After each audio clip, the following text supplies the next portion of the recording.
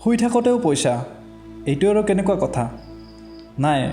মই আপোনাক এলেহুৱা হৈ শুই থাকিবলৈ কোৱা নাই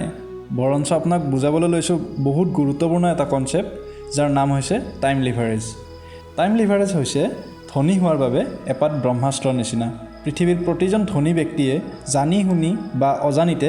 টাইম লিভাৰেজ ষ্ট্ৰেটেজিয়ে ব্যৱহাৰ কৰে গতিকে বলক বেছি দেৰি নকৰি আমি ভালদৰে গোটেই কথাখিনি বুজি লওঁ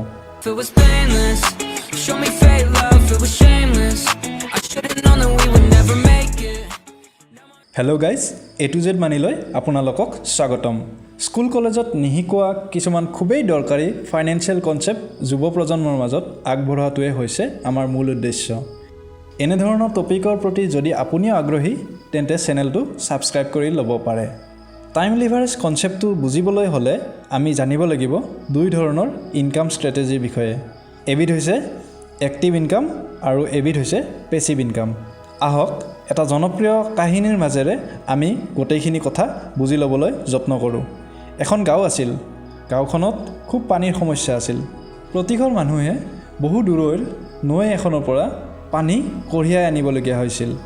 কিন্তু এনেধৰণৰ সমস্যা মানেই হৈছে বিজনেছ অপৰচুনিটি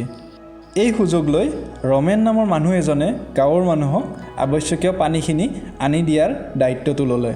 আৰু তাৰ বিনিময়ত মানুহৰ পৰা টকা ল'বলৈ ধৰিলে আনফালে হৰেন নামৰ মানুহ এজনে কষ্ট কৰি অলপ টকা খৰচ কৰি এটা পাইপলাইন ছিষ্টেম বনালে যাৰ সহায়ত তেওঁ পানী যোগান ধৰি টকা উপাৰ্জন কৰিবলৈ আৰম্ভ কৰিলে যদিও দুয়োজনে একে ছাৰ্ভিচ প্ৰভাইড কৰি আছে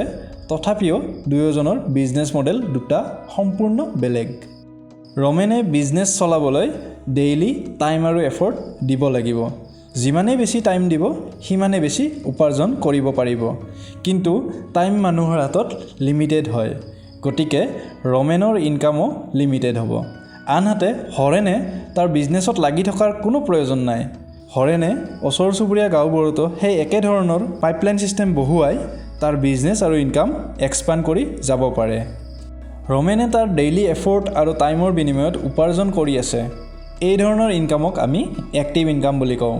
কোনো জবৰ পৰা পোৱা চেলাৰী বা হোম টিউচন কৰি পোৱা টকা বা ডেইলি লাগি থাকিবলগীয়া যিকোনো বিজনেছৰ পৰা পোৱা উপাৰ্জন এক্টিভ ইনকামৰ ভিতৰত পৰে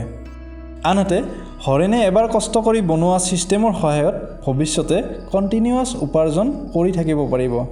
এই ধৰণৰ ইনকামক পেছিভ ইনকাম বুলি কোৱা হয় যাৰ বিনিময়ত আপুনি ডেইলি টাইম আৰু এফৰ্ট দিবলগীয়া নহয় ভাড়া দি পোৱা income dividend income royalty income আদি হৈছে পেছিভ ইনকামৰ উদাহৰণ আপুনি যদি মন কৰে তেনেহ'লে দেখিব এজন ধনী মানুহৰ সদায় বহুত ধৰণৰ ইনকাম থাকে আৰু তাৰ অধিকাংশই হৈছে পেছিভ ইনকাম চ'ৰ্চ কাৰণ যিহেতু মানুহৰ হাতত সময় লিমিটেড গতিকে বহুত এক্টিভ ইনকাম চ'ৰ্চ ৰখাটো কাৰো কাৰণে সম্ভৱ নহয় চাওক অকল টকা ঘটাটোৱে জীৱনৰ লক্ষ্য হ'ব নোৱাৰে জীৱনৰ মূল উদ্দেশ্য হৈছে জীৱন উপভোগ কৰাটো আৰু জীৱন উপভোগ কৰিবলৈ নিজৰ কাৰণে সময় ৰখাটো খুবেই জৰুৰী গতিকে যদি আপুনি নিজৰ বাবে পেছিভ ইনকাম চ'ৰ্চ বনাই ল'ব পাৰে তেন্তে আপুনি ধনী হোৱাৰ লগতে জীৱনটো উপভোগ কৰিব পাৰিব